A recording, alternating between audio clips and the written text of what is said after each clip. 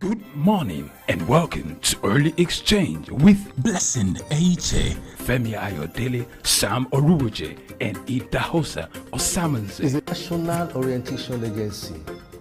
It's, as far as I'm concerned, very ideal and unprofessional. If government says that subsidy is not in oil and government is not supposed to be paying subsidy in oil, energy or whatever kind of oil-free solution we will be looking at. Today we are conducting mining today. Solid minerals, as an example, is, in no disrespect to anybody, is abysmal. We definitely need improvements in those areas. Of course, there are infrastructural needs. This is Early Exchange, shaping policy, advancing development.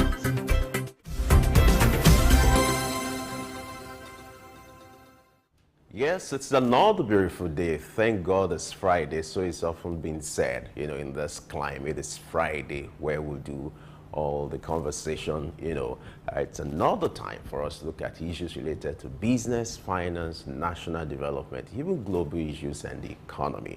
This is Early Exchange, and I am Femi Ayodele. As you know, the Early Exchange is all about shaping policy and advancing development. With our conversation today, we will center our conversation around the visit of the U.S. Secretary of State. He was in Nigeria on Wednesday, and he made some statements as regards to business relations between U.S. and Africa.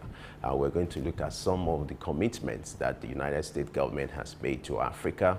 We're also going to look at the responsibility and some of the functions of the Fiscal Responsibility Commission. We're going to do a spotlight on that commission and what Nigerians need to know about the activities of this commission.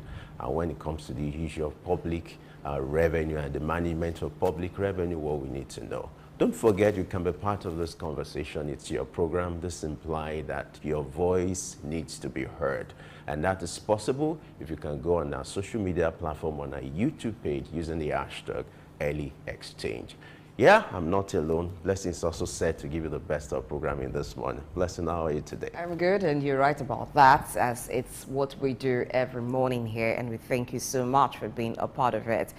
This is the Friday edition of Early Exchange, and it's going to be a recap of major stories that made headlines in the course of the week globally and, of course, locally. Now, he's talked about one of them, the visit of U.S. Secretary Blinken, and what that means for Nigeria and other African countries that he would be visiting as well. So stay tuned to the show.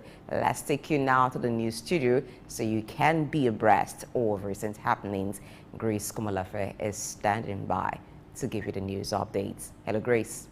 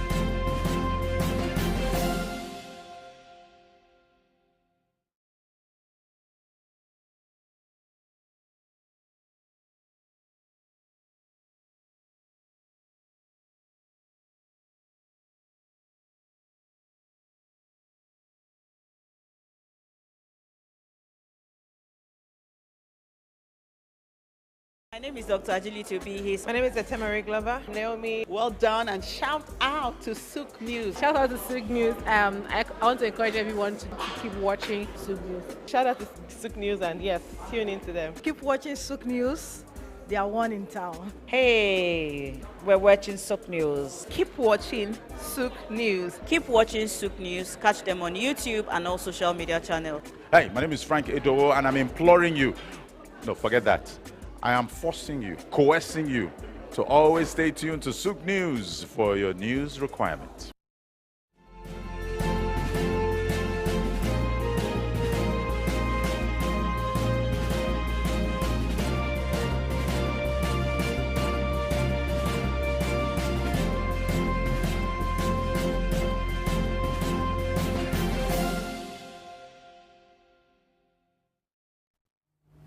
Hello and welcome to News Update. I am Grace Komolafe. Despite economic challenges, the Nigerian Naira demonstrated resilience in both official and parallel market yesterday.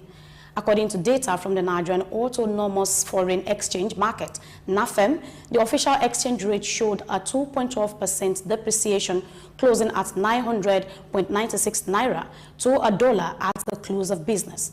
This represented a 18.72 Naira loss, or a 2.12% decrease compared to the previous day's closing of 88.24 Naira. The intraday high and low at 1,399 Naira per $1 and 789 Naira per $1 respectively indicated a noteworthy spread of 610 Naira per dollar. Furthermore, NAFEM reported a remarkable 103.52% increase in forex turnover at the day's close, totaling $115.19 million. Meanwhile, the parallel market reported a record low for the Naira at 1,410 Naira per dollar, reflecting a 3.29% or 45 Naira decrease from the previous day's closing rate of 1,365 Naira. In a bid to address the budget deficit in the country, the Tunisia cabinet has green-lighted a bill permitting the central bank to fund the treasury boards. This bill has generated concerns about the bank's autonomy. Tunisia President Kais Saied had advocated for a review to allow direct budget financing through state bond purchases, a stance cautioned against by Central Bank Governor Marouane Abbassi. Economics speculates that the bill's approval raises the likelihood of Abbassi departing from his 6-year term concluded next month. Critics fear increased state intervention in monetary policies, citing the fiscal deficit, financial resource scarcity, and challenges in foreign borrowing.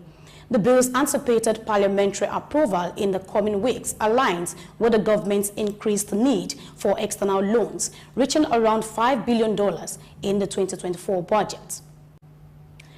Algerian Central Bank Credit Populaire Algerian has announced its intention to open 30% of its capital for private investment, as outlined in the statement yesterday.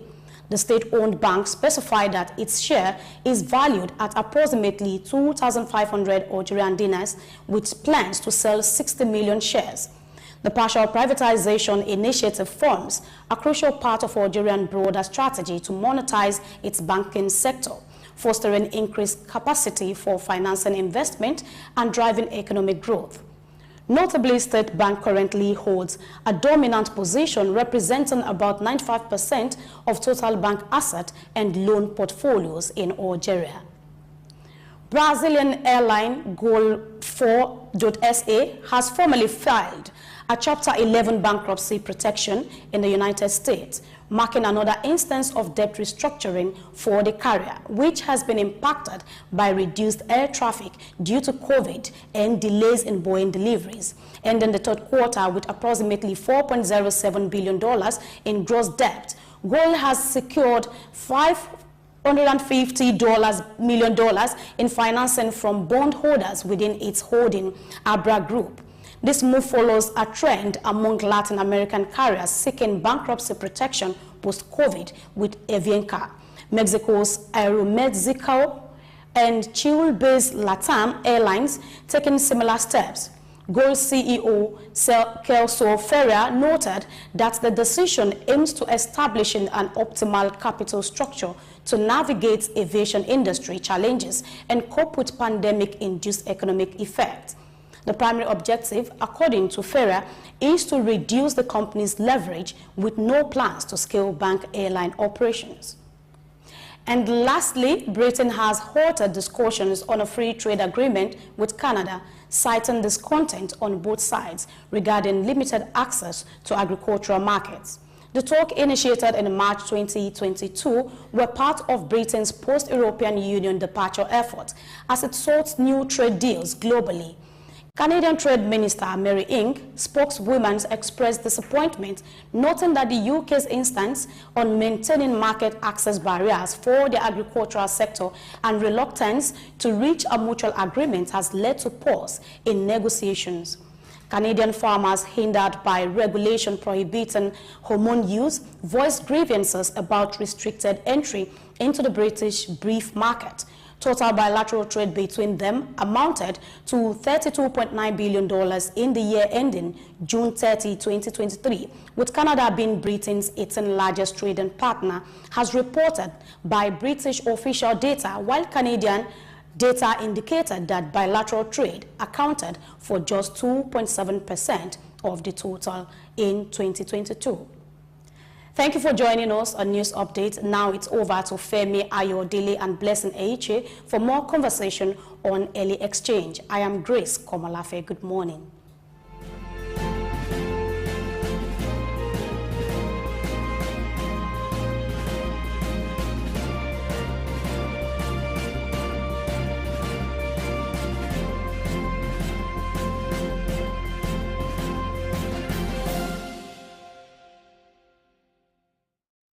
All right, thank you, Grace, for doing what you know best, which is to take us around the world with news update. And now we'll go on a short break. When we return, our conversation on the U.S.-African partnership will kick off. Stay with us. Tafawa Balewa Square, TBS. Tafawa Balewa Square was initially used as a horsing ground called Lagos Race Course. The edifice was constructed by General Yakubu Gowon in 1972 and named after Nigeria's first Prime Minister, Sir Tafawa Balewa. Tafawa Balewa Square is located at 45/57 Marse Bangboshe Street on Lagos Island, Lagos, and referred to as TBS. TBS is a 50,000-seater capacity venue and houses the Remembrance Arcade, the 26-story Independence House, which at a time was the country's tallest building. When Lagos served as the country's seat of government, the National Assembly Complex was within the TBS. Also in the square are the National Broadcasting Commission Office, the Nigerian Hydrological Services Agency Office, shopping centers, travel agencies, restaurants, car parking lots, and a bus terminal. Tafawa Balewa Square is adorned with beautiful statues of white horses and red eagles, symbols of strength and dignity. Our historic neighbors include the King's College and the Holy Cross Cathedral. Tafawa Balewa Square hosted some of the country's memorable events, such as the Independence Day in 1960, when Nigeria gained independence from Britain, the Armed Forces Remembrance Day, which is celebrated annually on January 15. The edifice is a national cultural asset. Tafawa Balewa Square, Souq Enlightenment. Good morning and welcome to Early Exchange with Blessing Eiche, Femi Ayodele, Sam Oruwoje, and Idahosa Osamanze. It's a national orientation agency. It's, as far as I'm concerned, very idle and unprofessional. The government says that subsidy is not in oil, and government is not supposed to be paying subsidy in oil. Energy or whatever kind of off-grid solution we will be looking at. Today we are conducting mining today. Solid minerals, as an example, is, in no disrespect to anybody, it's abysmal. We definitely need improvements in those areas. Of course, there are infrastructural needs. This is Early Exchange, shaping policy. advancing development.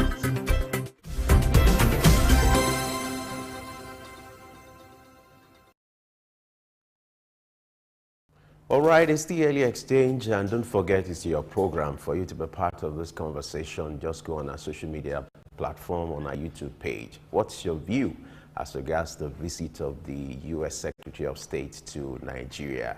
He had a tour, and he had to visit 4 African countries. It was a turn-up Nigeria on Wednesday, where he had meetings with the president and some prominent Nigerians, talking about some of the promises or commitments he made to Nigeria. Africa remains a strategic partner when it comes to the business relations that exist between the U.S. and this continent. Why is Africa of interest to the United States? These are things we're going to look at. And then looking at this visit, what will be the impact of this visit, the economic impact, and some of the promises, the commitment United States made to Nigeria. Blessing, before we bring in our guests, there are several people in some quarters who, for every action, there are always different interpretations to it. The first reaction about this visit was that why will the U.S. Secretary of State will visit Nigeria, embark on a visit to 4 countries called the African tour? Why will he embark on this kind of tour at a sensitive time like this? Some brought about political connection to it as regards the timing. But for me, if you look at the kind of volume of businesses that exists between U.S. and Africa, it's an age-long relationship, the kind of bilateral relationship that exists between them. Africa remains a strategic partner. In fact, especially Nigeria will remain one of the most significant trade partners. In fact, when he visited Nigeria, he described Nigeria as one of the most innovative countries in the world, whereby the essence of the visit is to ensure that they strengthen the relationship between U.S. and Africa. It's also an offshoot of the summit that happened in 2022, in December 2022, the U.S.-African Summit, where it's also important for the United States to extend the hands of fellowship to some of its strategic partners. I wasn't surprised that when he visited Nigeria, he made some commitments. He said that the American entrepreneurs are interested in investing in Nigeria, especially in the tech sector. It has been of interest to them. Even though he highlighted some challenges, the issue of corruption, the issue of repatriation of funds, which we know it has been a critical issue, where foreign companies who are in Nigeria have not been able to repatriate some of their funds, and I'm quite sure the CBN is handling that. But in spite of these challenges, he said that the U.S. is also ready to provide some support when it comes to the issue of security. And that was why he pledged the $45 million, security fund to assist Nigeria and some of the West African countries. He also raised concerns about the coup that you have in Mali, Burkina Faso, and what the West African nations need to do to ensure that democracy is restored, and also showed the interest of the United States in offering the necessary diplomatic support to ensure that military rule doesn't become the order of the day in those countries. So for you, what was the high point for you? Well, picking 4 countries out of in Africa to visit them, there's no high point for me, basically, but the fact that the U.S. Secretary of State, Antony Blinken, chooses to visit 4 countries in Africa. Now, it's strategic, and I guess it's for different reasons. Now, the priorities, like he has mentioned, security, health, and economic development, these are very key to development of a region. Now, you understand that Nigeria and so many other African countries have been battling with security challenges. So the U.S. coming into partnership with African countries, which they've tried before and which they've made arrangements to have more concrete relationships before during the leadership summit that was held before in 2020. And then Blinken also recalled that there were some setbacks, so they couldn't pursue with some of the things that were discussed. But this time around, coming to talk about security, I think it's much needed right now, offering funds and all, but the part of the U.S. being interested in investing in the tech sector. For me, I'd say that's a high point of it, or that's the high point for me, because tech is the way, is where the world is going right now. And so if they're investing and they're picking out tech, it's a good one, because they are among the front runners when it comes to that sector. So it's going to be a good one. But for the security aspect, I don't think that giving of funds is enough. It should be more of intel than funds, because I don't think funds is actually the problem. Intelligence gathering and some expertise that the U.S. have in dealing with insecurity should also be extended to Nigeria. Remember a time when the Boko Haram insurgency was starting, and it was getting to a point where almost every time you hear, oh, bomb blast here, kidnapper, and Nigerians were asking that the federal government should seek help from the U.S. And at one point, it seemed like, oh, some troops of the some UN troops actually came in. So it's not just funds. Give them money to handle the security issues. What role would they play in providing support? If it's intelligence they're going to provide, if it's ammunition, whatever it is in that regard. But it's quite appreciated, and I like the fact that, yes, when we talked about this some days ago, some political undertone were around it, yes, but it's a win for Africa in any way. Whether there are political undertones or not, there are wins for Africa. And I think that the African countries that he's visiting, that the U.S. wants to solidify bilateral relationships with, should position themselves well and dialogue well. Don't dialogue from the point of disadvantage to say, okay, whatever it is they are offering, we're ready to take. It should be negotiation from the point of advantage. For me, the timing doesn't negate the necessity of the motive, yes, or the necessity of the relationship or the partnership. For those who are reading political connection, well, they might have their say. But for me, I think the business relations, have more impact than the political connection, because it outweighs the merit outweighs the demerit. And if you look at the kind of commitment in the area of health, the United States has committed about $8.5 billion in the last 5 years when it comes to the prevention of HIV, tuberculosis, and to enhance the war against HIV in Nigeria and in Africa. So if a particular country is making that kind of commitment over the years, then you know that it's not a joke, it's not a tea party. And for them to have been able to send their representative to these African countries to show the level of interest and the keen interest they have in facilitating this kind of partnership. And so for us as a nation, I think what we need to do, even if we are being given funds, that's not a bad idea. In fact, some of our challenges, even if you're being given funds, ammunitions in terms of in tackling the issue of security, I don't think that's the challenge. It is what we'll do with it, which is quite important. And in recent times, our president has shown a form of sincerity to show that when it comes to the issue of security, he's ready to tackle it headlong. And due to his recent visits to some of these countries, to cement this kind of relationship with some of these countries, and to show the sincerity of governance, which is part of what strengthens investors' confidence. If you look at the performance of our stock market, we talked about it yesterday. It's a result of the activities of the federal government in recent time and some of the commitments they've made. And so with this kind of visit, it's also strategic. It's like a PR for Nigeria to tell the world that there's something significant about Nigeria. And for those who feel visiting Nigeria is like going to the den of a lion, now they can erase their mind if the U.S. He's going to take word back to the U.S. Of his visits to Nigeria and what he's saying, what he thinks. So that's to a good extent will boost investor confidence. If you have your Secretary of State telling you about the country you want to invest in, then that's some level of assurance. That's great. All right, let's go on a short break. When we return, we'll continue our conversation as regards the partnership between the U.S. and Africa. Stay with us. Broad Street. Broad Street, situated in Lagos Island, is steeped in Nigerian history. Once the biggest financial hub of the country, it housed the headquarters of major banks, linked to CBN, the stock exchange, and the laws of lender companies. Broad Street is a historically significant street. It has played a central role in the development of Lagos and history, an important commercial and administrative center for the British colonial authorities. It was also a home to some of the city's earliest modern buildings.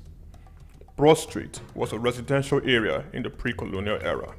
With the British came the Methodist Boys High School in 1878 and the Broad Street Prison in 1882, renamed Freedom Park.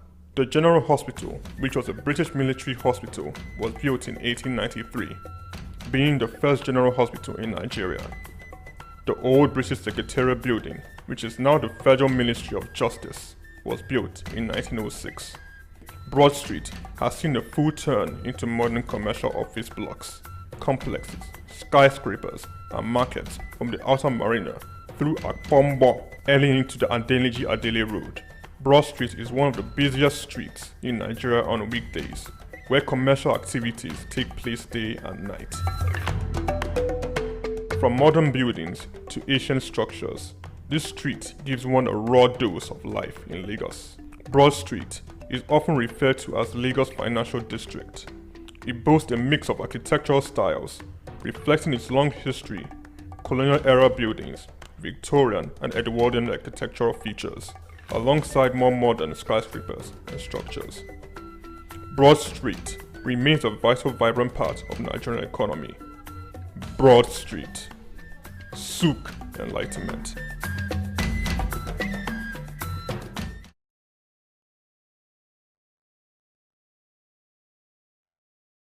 Idumota Market.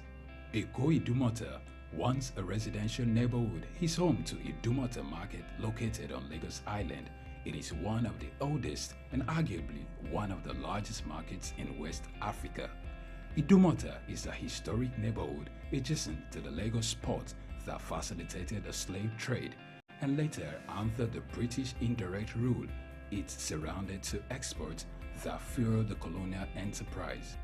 Idumota was also the location of an armed forces remembrance cenotaph called Soja Idumota, built as a monument to Nigerian soldiers who served with the West African Frontier Force. An Eyo Masquerade statue and clock tower are also some monuments at Idumota. Idumota Market is so popular that large sales are recorded as early as 7 a.m. The market is made up of hundreds of locked-up shops occupying several multi-story buildings, with some measuring about 5 or more floors. In 2010, the Lagos State government demolished some illegal structures in order to improve vehicular and human movement in and around the markets. During weekdays, the neighborhood of Idumota is densely populated by shoppers, traders, and bus passengers. From the Carter Bridge ascending into Lagos Island, passengers can see the neighborhood before disembarking at their final destination. Idumota Market accommodates the substantial inflow of imported goods. The bulk of import from abroad are routed first through Idumota and then on to other markets through Nigeria and other West and Central African countries. The energy of private Idumota traders and wholesalers facilitate this activity, where millions of US dollars worth of wholesale is exchanged daily. Idumota Market. Souq Enlightenment. Good morning and welcome to Early Exchange with Blessing Eiche, Femi Ayodele, Sam Oruwoje, and Idahosa Osamanze. It's a national orientation agency. It's, as far as I'm concerned, very idle and unprofessional.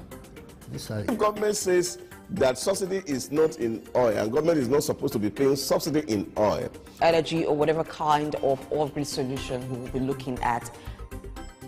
Today we are conducting mining today. Solid minerals, as an example, is, in no disrespect to anybody, is abysmal. We definitely need improvements in those areas. Of course, there are infrastructural needs. This is Early Exchange, shaping policy, advancing development.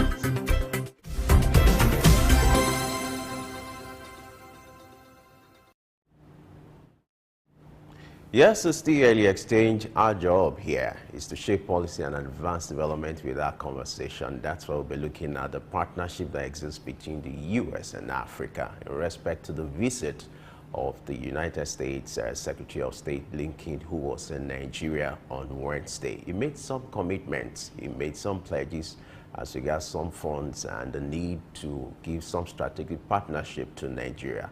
What does this imply for Nigeria and the economy? To help us, review this, we are being joined by a special guest. We have Dr. Ken Nkewa with us.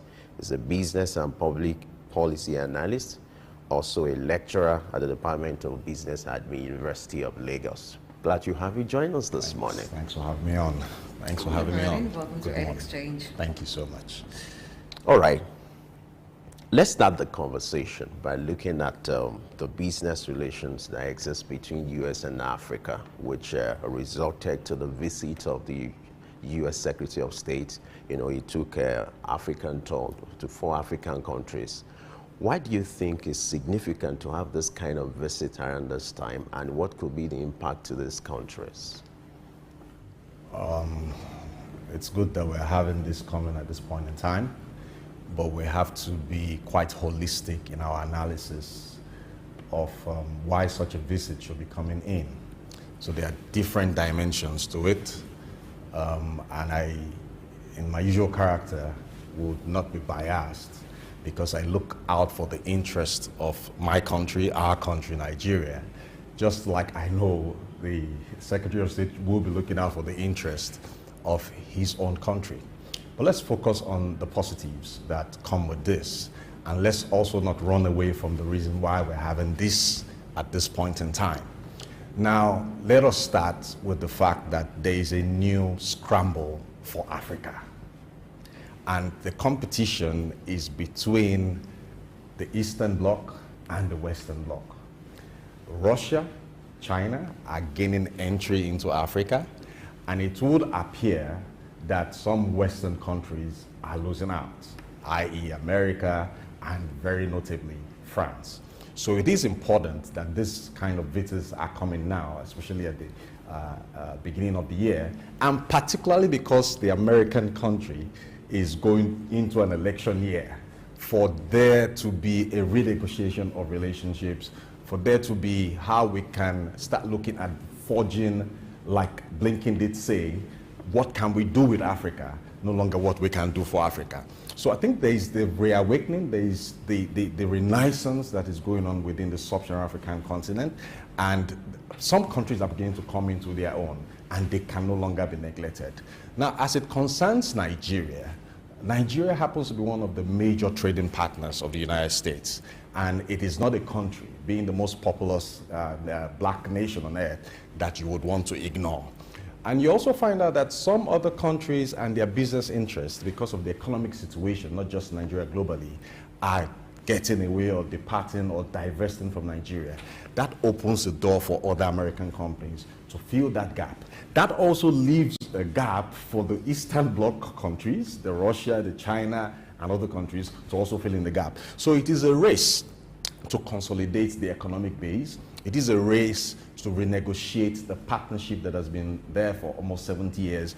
And I hope that our administrators, our leaders, will have their hands on the deck to actually scrutinize whatever is being thrown at us and to ensure that they take decisions that are in the best interest of Nigeria and that will boost social efficiency as we go forward. So it's a positive one. The emphasis seemed to have been a visit to come and open a technology center, but those of us that are public analysts know that it is much more than just opening a technology space in Lekki. It is about coming to say, look, we have been age-long friends and we have been allies, so to speak, and we want to remain aligned with our interest in Nigeria and forge that interest and take it deeper. All right, so what benefit do you think this would bring for the 4 African countries that were picked?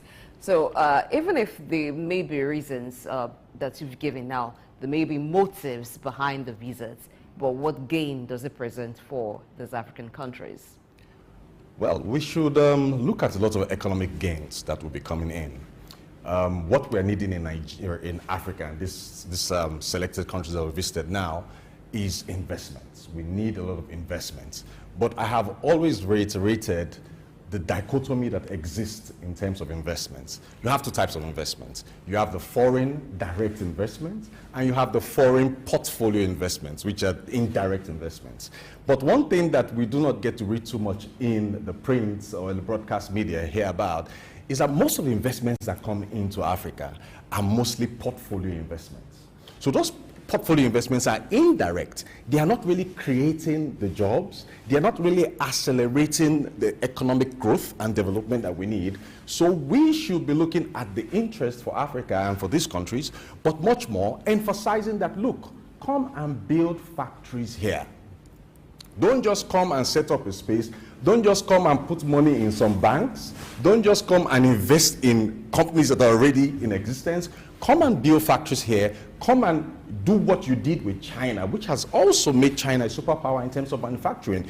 We need more manufacturing companies. We need more manufacturing plants. We need more investments that are direct, not just turnkey projects, not projects that you just put on ground. Once you recover your investment, double of the ROI, like we say in accounting, you move away. So it is not just about identifying or highlighting the benefits. It's about the benefiting countries sitting down to say, this is what we want, this is what is good for us, and we know you have the capacity to deploy that to Africa. So it is having the foresight, having the hindsight, and being ahead of the curve. That's what I think we should be looking at in terms of the benefits for the countries that will be recipients of investment going forward. All right. According to Blinken, American entrepreneurs are quite interested in the tech sector. They've identified the tech sector in Nigeria as a critical area.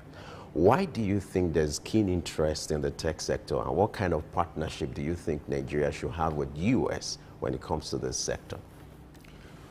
All right, the tech sector is one sector that I take a look at, and sometimes I am not particularly impressed.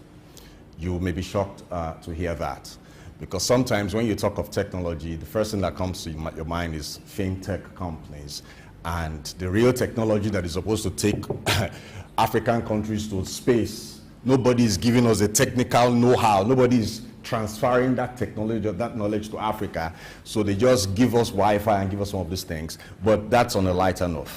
Now, when we talk about the technology that we should be anticipating, my problem with technological partnership is that who actually is on the benefiting end?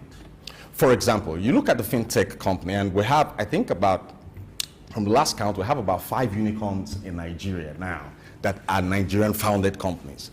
But where were those companies registered? These are some of the things we don't take a look at. So I'm not going to mention names, but if they paid us at Souq to advertise them, then I will mention their names. But you have most of these companies that were registered in the US, but you hear are Nigerian fintechs. How do you reconcile that? So I think that the partnership must be renegotiated. And the technology that we're looking at is not technology that is just for subsistence, everyday living. What about the technology that will deliver the rate of development advancement that puts us at par with the Western countries?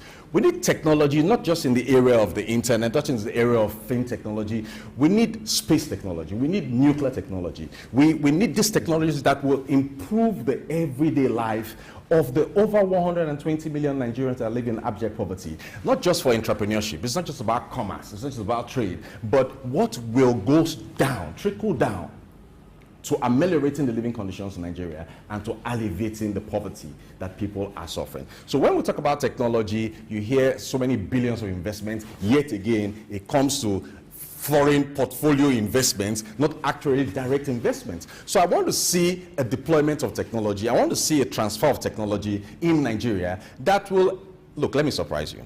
At the last count, we had about 10,000 professors in Nigeria. Real professors across the public universities and the private universities. Now, when you look at the STEM divide, the science, technology, engineering, mathematics divide, it's usually 60-40. So we have, from that number, at least about 6,000 professors in the sciences. And yet, we cannot generate 5,000 megawatts of electricity. Why? Because the technology that we need is not being transferred to us. The knowledge, you know, the basic emphasis that we need is what we are giving, and I don't think it's a call for celebration. So I project a situation whereby we should be asking for complete transfer of technology, and we should be appropriating that technology, not just in the area of, you know, fintech, in the internet, but in every other concerted area that will improve the standard of living for Nigerians. Okay, let's look at some of the key priorities of Anthony Blinken's visit. One of them is to booster security partnerships in Africa. Going by what you said, that African countries should be asking for or should be making negotiations based on what benefits them, not what would be the benefits for the countries. So in this regard, that Blinken or the US is offering some funds to support African countries in terms of security. What should be the response of African countries as the benefiting countries to say, this is what we'd rather have, or this is what we need? He who pays the piper definitely will dictate the tune. We cannot run away from the fact that the superpowers of the world know where the security lapses in Africa, and especially Nigeria, actually are. Now, I'm emotional about this because when you see what is happening in the country, you weep even though you're not affected. There was a time in our country, I may not answer your question directly, where a particular sitting president actually ran to the United States and pleaded for the sale of arms and ammunition to be able to fight insecurity and, you know, fight the restiveness that was, you know, occurring in different sections of the country. And there was no positive answer. Why? So if you now come some 5, 6, 7 years after to now tell me that we should be telling you what we need. So what has changed? What has changed? It's not about what we need, you know what we need. So if somebody is not benefiting from the insecurity situation in Nigeria, the situation as it stands will not still be in perpetuity. So my appeal is for us to have all hands on, you know, the deck, to actually sit down. Why do we have this situation as it stands, and what can we do about it? You shouldn't be telling us to come and tell you what we need. We know what is wrong. We know where the problems are. And we know also that we may not even have enough sophisticated technology to fight this insurgency. We also know that the insurgents are also getting their own forms of arms and ammunition that sometimes seem to be more sophisticated than those of the military. So conducting a need analysis shouldn't be the issue. Actually deploring the facts and the data on ground. Because if we actually go into a partnership, a security partnership with the superpowers, I'm sure we can wrest this insecurity situation in Nigeria and bring it to its knees in 2024. All right. Some of the concerns raised by Blinken is the fact that American entrepreneurs are contending with the issue of corruption and the crisis, you know, surrounding repatriation of funds, you know, in Nigeria. Those are the critical issues he raised. How do you think this could be of threat to foreign investment in a country like Nigeria? And what should the Nigerian authority do when it comes to the issue of corruption and repatriation of funds?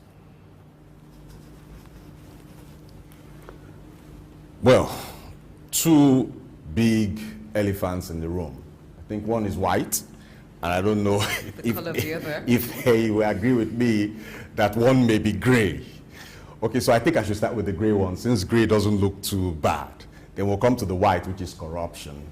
I think the repatriation of funds is a major problem that is hindering the flow of investments into Nigeria, and that is also promoting the threat of divestment away from Nigeria. I've been following the activities of the new central bank governor, and I think that there's a real sincerity of purpose to get us out of this economic conundrum. But I also think that enough is not being done. And I think that the capacity to do what is needed to be done is actually there. Going by the number of barrels of oil we sell on a daily basis, it shouldn't be too hard to make it accessible for companies to actually repatriate their capital back to their host countries. But you see, the problem is more of a socio-economic problem than it is one that we should just, talk about. Socio-economic in the sense that if the will is not there, the way will never be carved. So when you look at that issue, it's very complex. I would want to go into the nitty-gritty and the details about that. That issue in itself has the white elephant in the room playing a role in it, because you have two markets for foreign exchange in Nigeria, for instance, and you will be surprised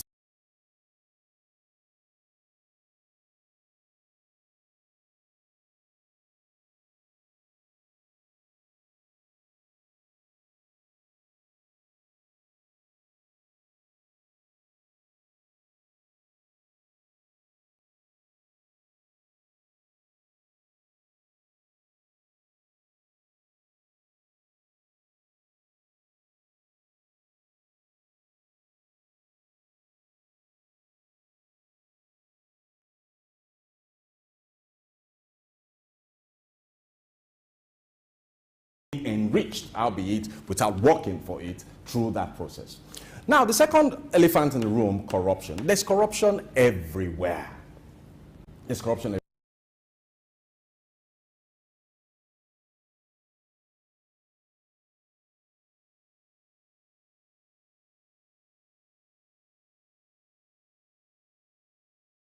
The quantum of foreign nationals that are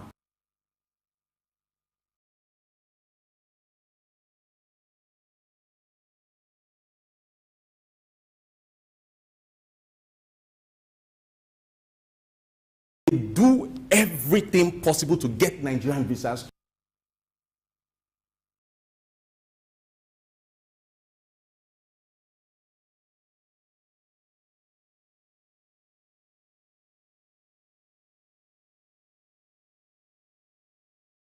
of that world. And most importantly, the issue should not be an emphasis on corruption. The issue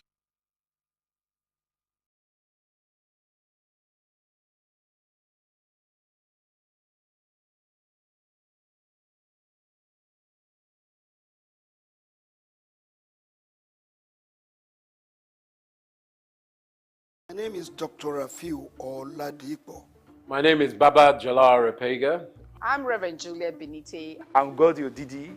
My name is Professor Oladokun Sulaiman Olarawaju. Souq News is on the ground, loading. Very enlightening, very educative, and entertaining.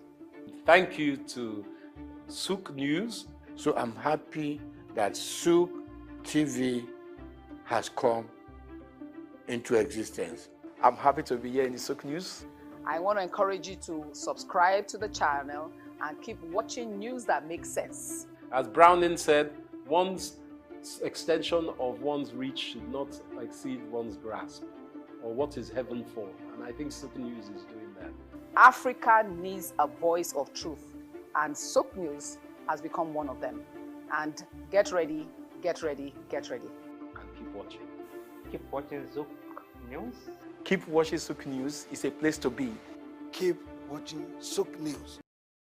Good morning and welcome to Early Exchange with Blessing Aiche, Femi Ayodele, Sam Oruoje, and Idahosa Osamanze. It's a national orientation agency. It's, as far as I'm concerned, very idle and unprofessional. If government says that subsidy is not in oil and government is not supposed to be paying subsidy in oil, energy or whatever kind of oil-based solution we will be looking at. Today we are conducting mining today. Solid minerals, as an example, is, in no disrespect to anybody, is a bismarck. We definitely need improvements in those areas. Of course, there are infrastructural needs. This is Early Exchange, shaping policy, advancing development.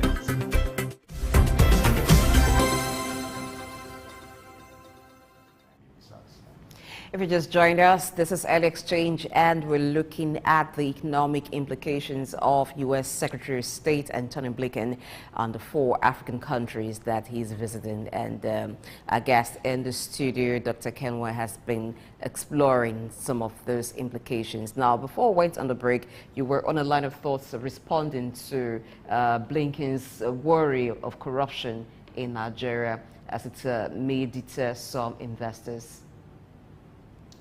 Yeah, what I did say is that the emphasis on the repatriation of funds has an undertone of corruption behind it, and it is particularly because some people are benefiting from that process. But to also say that corruption is a major hindrance to attracting investments into the country is one point I think I want to beg to disagree with. I think the major problem that could hinder investment into the country and hinder investment within the country is the lack of distributive justice. And what does that mean? It means that a good number of Nigerians, almost 60%, don't have access to the Commonwealth in the ground of Nigeria, on the ground in Nigeria, and the Commonwealth that is being created in Nigeria. That in itself is the major catalyst, okay, that exacerbates the problems of corruption in Nigeria. Now, in sociology, we call it the strain theory. There's a strain. Okay, so I see there's so much around me, like Chinua Achebe did say. How do I have a river at my backyard and then begin to use spit to wash my hands? And then I see even foreigners. I see people that should not even have access to that water, coming to that water to get water, and I don't have access to it. What does that create? It facilitates, it promotes corruption, crime, and other means for people to get by in society. So once we can deal with the problems of distributive justice, you will see that the problems of corruption will abate in the society. And then these issues of repatriation of funds, it will be easily dealt with. That is my theory, and I hope the government will take note of that and try to implement that and see how far we can go. So let people have the basic things of life. That's what Nigerians are asking for. The basic common things, light, water, electricity, good living, things. The rate of inflation is crippling in this country. And then when people try to get by as a result of that, you say it's corruption. It is corruption, but to deal with corruption, we need to address the problem of the lack of distributive justice in the Commonwealth of Nigeria. All right, let's look at another key priority, which is enhancing health. Now, we understand that in recent times, some pharmaceutical companies have exited Nigeria, and even recently too, the distribution of the malaria vaccine to some African countries, which Cameroon have started the rollout to eradicate malaria from the country. But some of the African countries were not captured. Now, one of them is Nigeria. Maybe subsequently they will be, but for now, they were not captured in that list. So in enhancing health, what should be the focus as the discussions are on with the U.S. Secretary of State from the African countries, Nigeria inclusive, because he just visited Nigeria? What should be the talks in that regard? Partnership,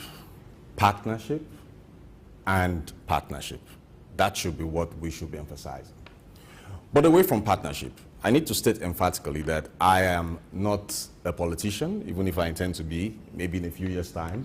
And I do not belong to a political party. I'm not a card-carrying member of any political party. Otherwise, I would not be able to do a fair and unbiased analysis on any public policy issue. Now, but with this present government and with President Bola Ahmed Tinubu, in the last United Nations General Assembly, I listened to that speech over and over again. And one of the things that he did emphasize is that Africa is not begging. But we have, over the years, been made to put ourselves as beggar nations. We're begging. And the issue should not be addressed to the West or to anybody that is visiting as a visitor. No, the issue comes back to us. We should become introspective and retrospective and throw the light back to us. Now, with respect to the vaccines that have been, invented, created, and have been distributed through supply chains with all the impediments that come with such supply chains. I'll take us back to the COVID era, a little under 4 years ago. It will surprise you that a university in Nigeria was able to come out with a vaccine that could actually, step down the progression of the COVID virus. Another professor in Nigeria, I talked about 10,000 professors that we have in active service, was able to also, with his own natural, I don't know what they call that form of medicine, come out with a vaccine that proved to be potent. What did the government of Nigeria do? They neither encouraged that professor, nor did they encourage that university. That speaks a lot. Why am I bringing this issue up? We should stop depending on the West for our growth, for our progress, for our development, and for our sustainability. Everything we need to address health-related issues, we have the capacity in Nigeria here. I just told you we have 10,000 professors registered at the NUC, recognized by the NUC. And of that 10,000, you have about 60,000, 6,000 or 60% that are in the sciences. So when you talk about coming to Africa and telling us you help us health-wise, I feel slighted, for better want of expression, because I'm also aware that a majority of the doctors in the United States are even from, okay, let me not say majority, a significant number of doctors in the United States are Nigerians or are from Africa. So who is actually helping who? So to hit the nail on the head, I think the partnership should be more about exploring, the capacity that we have on ground and the capabilities that we have on ground and building trade-centeredness around that capacity. Because if you really ask me, I think we have the capacity to take care of ourselves. It's just that we do not have the will in terms of leadership to focus on that capacity and to bring us to the promised land. And I'm sure we'll get there soon. Let me interrogate that aspect of Africa having the capacity to help themselves.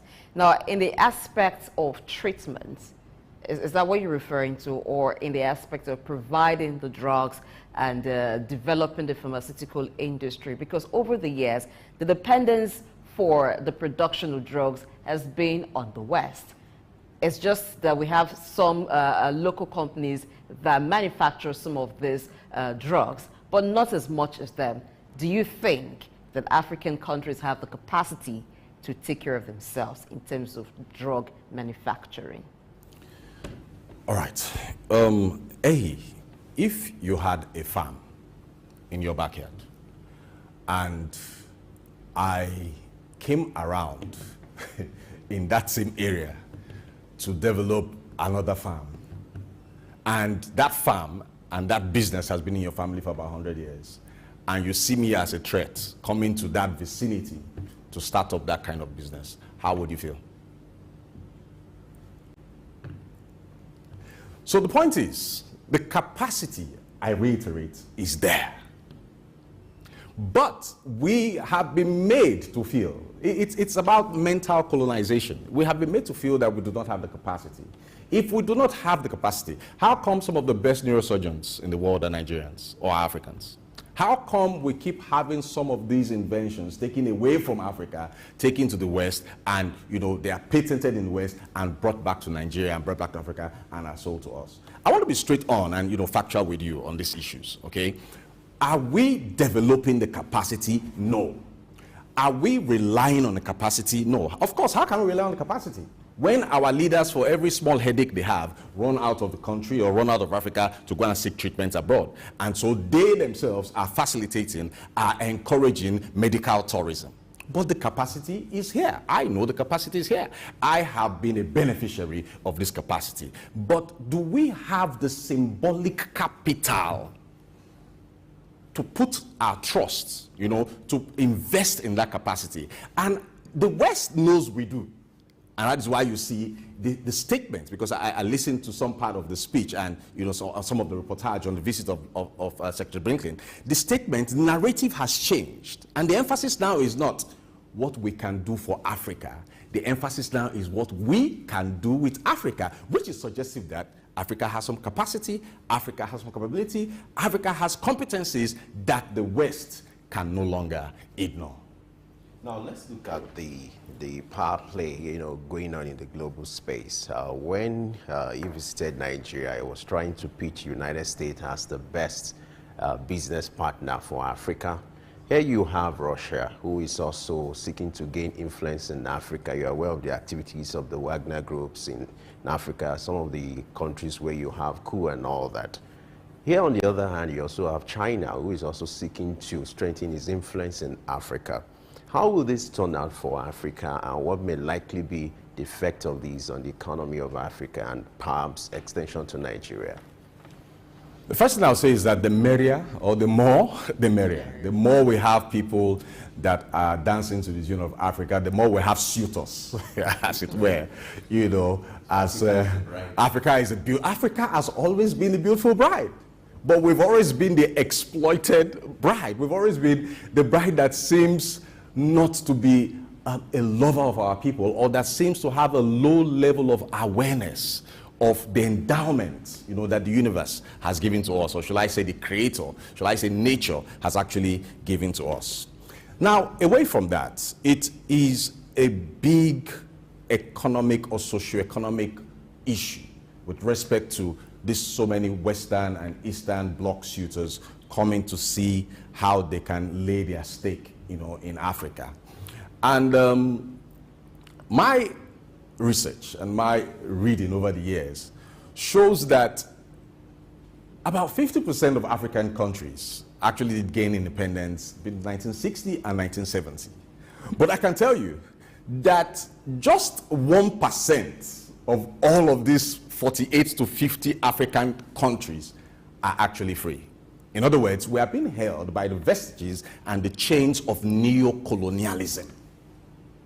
So whether it is a country or countries coming from the West, or whether it is a country or countries coming from the East, African leaders should sit down and establish the trail, establish the partnership proposals, and look out for the T's that have not been crossed and the I's that have not been dotted, that actually are predictive of neo-colonialistic or neo-colonialism tendencies, as it were. Let's open up another situation. There's a concept called protectionism, market protectionism. If you claim that you want to do business with me, like I did allude to Ehe having, I hope I got the name right. Ehiche, yeah. Having a farm, and I'm coming in that same area, you know, close to her generational, you know, property or source of income, means of production, to also establish there. Now, if you have a market where you protectionism, where it is globalization that opens up the maxim and the doctrine of free trade for all, free flow of goods, inflow and outflow. And yet, the goods that are coming from Africa, you are able to protect from coming into your market. How fair is that? So, my stand is for African countries to look at foreign countries that will not have this garrison of market protectionism, you know, around their own businesses. The major problem that we've had in Africa is that most of the trade decisions, most of the trade clauses have not been fair to Africa. So whosoever is coming should come with fair, open, you know, and a symbiotic partnership that makes for growth, makes for development for everybody. So I'm not going to lay a stake on saying this is one best country, this is what everybody should come and offer something, but everybody should not be accepted on the basis of what they're offering. We must scrutinize what they're offering. You take a look at what has happened in Nigeria. At the age of 15, I was in Ajaokuta. My father was serving in that area at the age of 15. And at that age, I was sensitive enough to be able to see the monumental waste and cannibalization of wealth, the degeneration of infrastructure that was happening in Ajaokuta, and which persons, which people were responsible for that. It wasn't actually Nigerians, it was some foreign nationals that were doing that. So we must scrutinize everything that is coming in, and we must ensure that it is in the best interest for Africa and in the best interest for Nigeria. Okay, looking at what is in the best interest for Africa, when countries that are already superpowers are coming, whether from the East or from the West, you have recommended that African leaders should scrutinize properly. But when they go to seek loans, when African countries go to seek loans, it's like in that way you were now the beggar or you're the one seeking something. Is it still possible to scrutinize properly the conditions attached to these loans? There may be some form of colonization again. Yeah, it is actually some form of neo-colonization, no doubt about that. Well, the issue of loans, aids, and grants is one that I became aware of in my first year in the university studying sociology before I pivoted, to business management and strategy, as it were. And as an undergraduate sociologist, the consciousness was raised when you took courses in, the theories of underdevelopment, and you now began to realize, why is Africa actually underdeveloped? If Africa is said to be the richest continent on the earth, endowed with gigantic, humongous human, mineral, and natural resources, do we have any business being poor? All right? I read somewhere, and I'm not too sure, and I don't want to be quoted, I stand to be corrected, that the Nigerian representative at the recent World Economic Forum in Davos went out there and said, look, very soon, you people will be coming to Nigeria to take loans. Nigeria will be giving loans out. I'm not going to mention who I read said that. But the fact is that that should actually be the situation. Because in the 70s, when there was the oil boom, when we had so much, that the then head of state said, the problem with Nigeria is not that we don't have money. The problem is actually what to do with money. I read somewhere in history too, that Nigeria helped some African countries to deal with some financial issues, paid salaries that were, being owed by some African countries. We can help ourselves. Let's come back to the emphasis of what you have raised. Loans, aids, and grants. These are traps. Because for the most part, when we go out to get these loans, when we go out to sometimes receive this aid and receive these grants, we shouldn't be asking for grants. We should do what China did. And what did China do? Some 40, 50 years ago, China locked up itself. China selected the most brilliant, intelligent in their midst amongst their people and sent them abroad for education and ensured that they came back. And they started rebuilding the economy and became, or have become, not just a manufacturing hub, but a technological leader in the world today. So you hit it right on the head. Loans are traps. They are conundrums that perpetuate neocolonialism. And we shouldn't, as Africa, if we must look at getting loans, we should be borrowing from one another. Nigeria is rich enough to give out loans, if well managed, to other African countries when they need them, if those African countries are capable of paying back. Nigeria is rich enough to give out grants. All right, South Africa is rich enough to give out loans, to give out grants. We can actually help us. And that's why we have things like the African Development Bank, which is doing a lot. I mean, Nigeria, I think, recently got about $3 billion from the African Development Bank. We should have more of such infrastructure, soft access, to African countries, so that we can be the helpers of ourselves and not be dependent on external bodies or on the Bretton Woods institutions that will give us loans and will not tell us, some of the chains and some of the traps or the entrapments that are set about these loans. And then most painfully and most pathetically is when they ask us to come and we go and start begging for debt forgiveness. All right.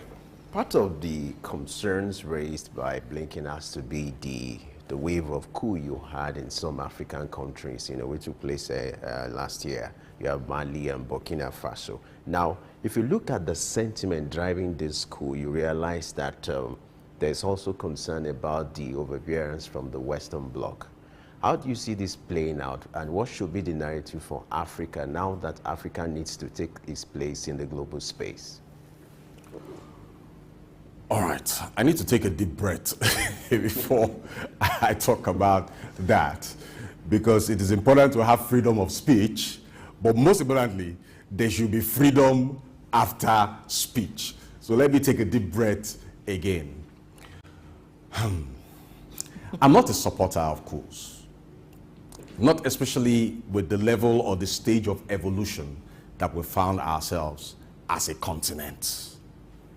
But again, as a sociologist come business administrator, business management scholar and expert, we were taught to scrutinize issues by asking the question, why?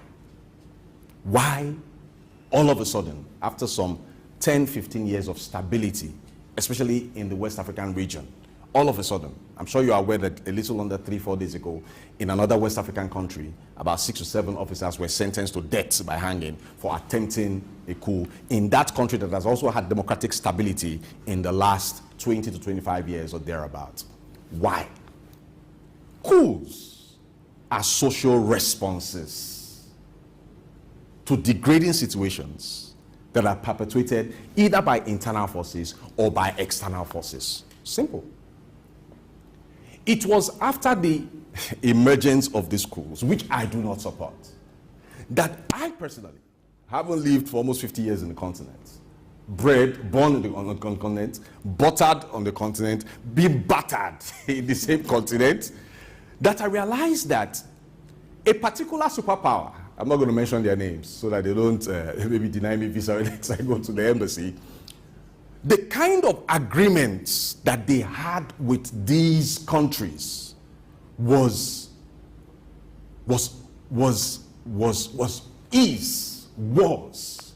dehumanizing. How do you have an agreement where you say, for instance, that out of 100% of the income that you generate from the sale of your natural resources, 90 or 80% must be domiciled in a colonial master's bank?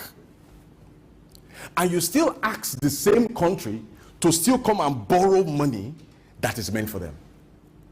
How do you, for instance, limit a particular country, a self-governing country, to say, look, we should have the first right of refusal when it comes to your resources? If you want to have anybody coming into your country to invest, the companies must be companies that are originating from we, the superpower. I mean, what should be the response to that by young African intellectuals who have been schooled in some of these foreign states and will see that these states are not actually as wealthy as they claim? Their wealth is being furnished, it's been garnished, it's been maintained, it's been sustained by the wealth and resources from Africa.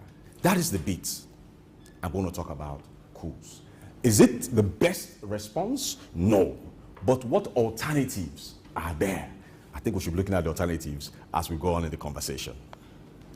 Yeah, we wish we had more time to have more of that conversation, but we'll find another time to expand on it. But thank you very much, Dr. Ken Kewa, for being our guest this morning, looking at economic implications of the visit of the U.S. Secretary of State, Anthony Blinken. And we thank you so much for your wonderful submissions.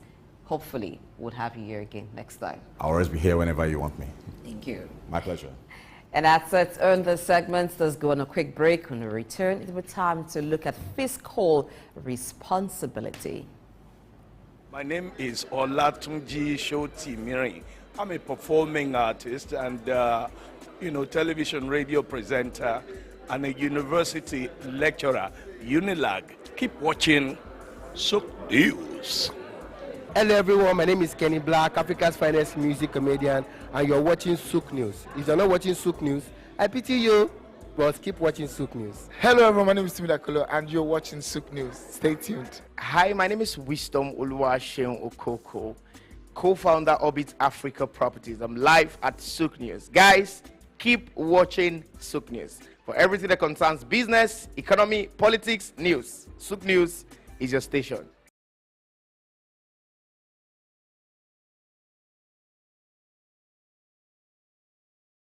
National Theatre, Igomu. Built during the military regime of Olusegun Obasanjo and finished in the time for the Second World Festival of Black Arts and Culture, Festac, in 1977. The theatre holds amazing treasures and memories. The artworks fill everyone with pride. The National Arts Theatre is visible from the motorway which connects Lagos Island and the mainland. The National Theatre is packed with the artworks of a legendary contemporary Nigerian artist, stained glass walls by Yusuf Grillo, sculptures and murals by Lamidi Fakeye, Erabo Emopai, and many others. It was put to full use for a month as one of the 4 venues of the Second World Black and African Festival of Arts and Culture, tagged Festac 77.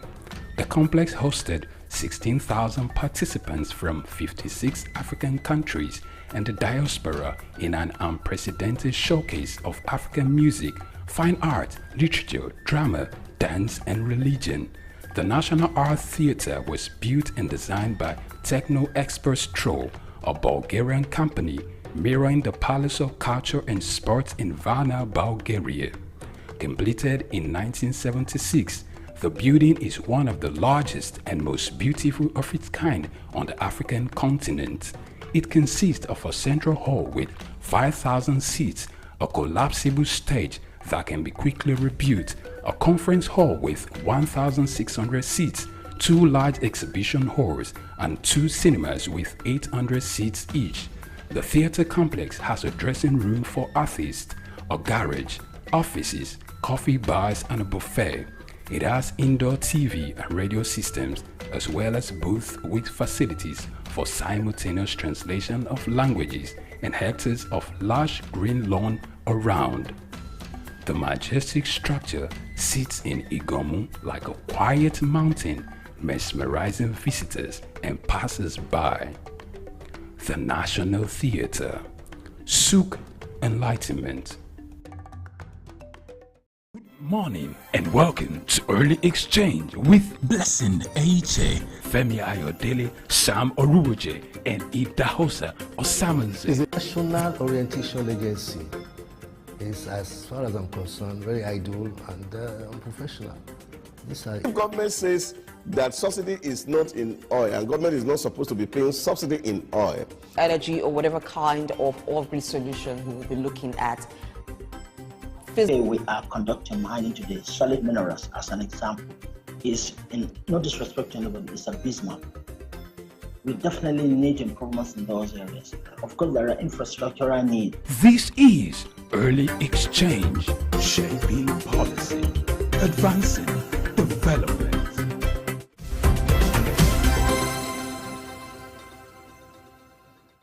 Yes, it's been interesting for us to look at the business relations that exist between U.S. and Africa and why Africa has been of interest to U.S. That was what we talked about. And now we want to look at the need for proper accountability when it comes to public revenue and management, which was the thrust of the training the African Development Center, had in collaboration with the Fiscal Responsibility Commission this week. It was a one-week training where executives and public officers were present, and it was a crucial training where they were trained in the act of public revenue, what they need to do, some of the do's and don'ts that they need to do when it comes to the issue of public revenue were talked about.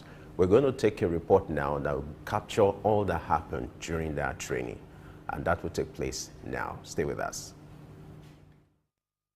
The Fiscal Responsibility Commission, FRC, in collaboration with Africa Development Studies Center, ADSC, organized a one-week service-wide strategic training with the theme Enhancing Public Revenue and Expenditure Management, starting on the 22nd of January 2024 at Watercrest Hotel, Awolowo Road, Ikeja, Lagos. The opening kicked off with a patriotic rendition of the national anthem led by Asheda Emmanuel, setting the tone for a week of commitment and learning. Victor Murako, Executive Chairman, CEO of FRC, delivered the opening remarks, acknowledging the presence of distinguished guests, including the presence of the Chief Executive Director, ADSC, Ambassador Victor Walsh Oluwafemi, facilitators and representatives from various MDAs, while he highlighted the critical need for the training. Top managers and officials from Nigerian ministries, departments and agencies, MDAs, who came for this intensive 5-day workshop aimed at bolstering their skills in managing public finances, shared their thought with Souq News.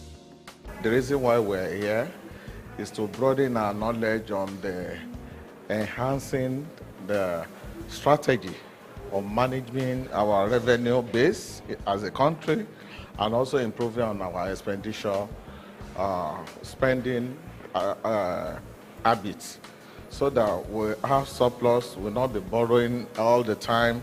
And it has become our norms in this country that we believe in borrowing, and it's not taking us to any place because it is right time, the present government in place Their end bent is reforming the economy so that it will benefit every Nigerian, both at home and those in the diaspora. We are here to learn on an improvement on what we are already doing as it relates to revenue generation. We should not lose hope. There is no better place than Nigeria. Well, as you know, this is a training on revenue generation and fund management for the government. I hope to gain more knowledge on how to manage these funds and how do we get more revenue in our organizations. We are not really revenue generating company, but for the fact that we have obligation to run, we have mandate to run, so we need to know, we need ideas to get how to generate more revenue for the government, for the company, and for the government entirely. Other activities include training sessions, puzzle of assumption introduced by the moderator and Vice President of ADSC, Idausa Osamazi, and more interview with some key players presented at the event. Nigerian Council of Food Science and Technology, we are just new, and I have a whole lot to gain because we are just starting to charge professionals on paying for their licenses, and that means a lot. So I'm here to understand how to manage the revenue that we're going to get from the food professionals. We have had several capacity building and trainings of this sort with them, and so I can't think of any agency that will feign ignorance of the provisions of the Act today. And then we also collaborate with the National Assembly in ensuring that agencies comply with their obligations, as they are, invited to the National Assembly to come and make their report or give their report, the report of their annual audited accounts or the performance of their budget and so on. We sit in with them. They have to come to us, to show us evidence of remittances that they made to government and all that. So with that, compliance has actually increased, I can say. The vision I have as the Director General of the agency, the only federal government agency mandated to ensure that natural medicine or indigenous medicine develops in the country, is that in the next 2 to 3 years, we will become confident enough as a people, to start believing in ourselves and believing in our own, and agree that as a people and as a nation, we will develop our own natural medicine to the extent that there's locally available products that our people can use. They are durable, they are safe, they are available, they are accessible, and we not only have them to use, but that we can also export them. Participants are optimistic about this gathering as it marks a significant step towards equipping officers of public finance management in order to navigate the complexities of Nigeria's economy. Grace Komolafe, Souq News. All right, now to give us a better perspective and overview of the activity of the Fiscal Responsibility Commission and then the need for fiscal responsibility in government, we're being joined by Chris Nwaduka, who is the Special Advisor to the Executive Chairman, Fiscal Responsibility Commission. He joins us from Abuja. Chris, glad to have you join us on Early Exchange this morning. Thank you very much for having me. Thank you. All right, it's our pleasure to be your host this morning. Now, let's start this conversation by you giving us a background information into the mandate given to the Fiscal Responsibility Commission and some of your oversight functions. Maybe that could be the starting point for us. Just give us a background, an overview of these oversight functions and some of the mandates given to the Fiscal Responsibility Commission.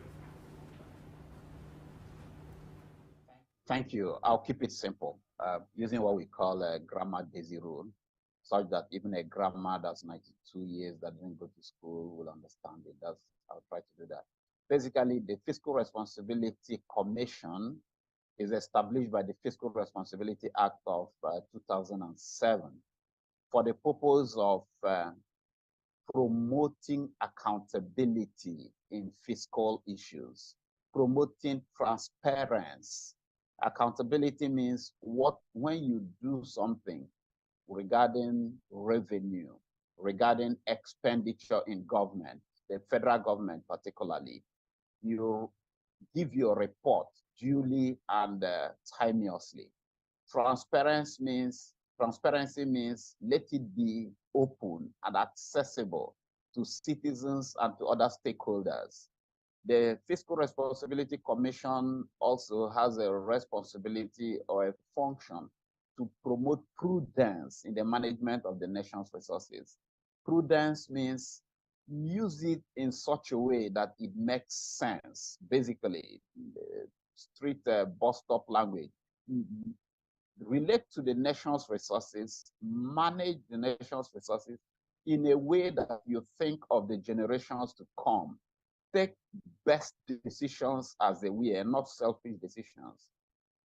The Commission also has a responsibility to ensure that the management of the nation's resources, the budgeting system is streamlined, is predictable, is understandable, so that the man on the street will know what is, to which application his money, public's money is being put, and will also understand his responsibility towards contributing his own bit towards the revenue of the nation, as it were. There is another responsibility that is not often spoken about of the Fiscal Responsibility Commission.